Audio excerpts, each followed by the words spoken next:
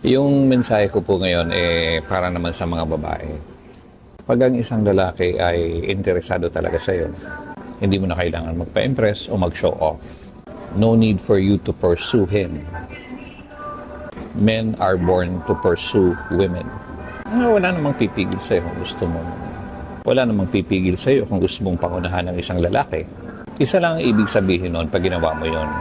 Gumagawa ka ng paraan kasi alam mong hindi siya interesado sa'yo. Hindi po normal sa isang lalaki ang nakaupo lang siya and let the woman do all the work. Torpe yan o may pagka-torpe yan. Okay. Pag ang lalaki naghihintay lang sa'yo para mag-text ka, ikaw yung tatawag, ikaw nag-aayang mag-date, ikaw nag-aayang mag-dinner, or nagsasuggest ng mga plano nyo sa buhay, well, it's obvious na obvious where you stand in that man's life. He's not into you, hindi siya interesado sa'yo. Nakikipaglaro lamang siya. Or the worst thing, he's taking advantage of you. Pag gusto ka ng isang lalaki, hindi mo na kailangan gumawa ng mga paraan para habulin siya. Para siyang artista, ikaw yung fan, nahahabol-habol sa kanya. Nagpapapansin, mahahalata mo yon at mararamdaman mo yon.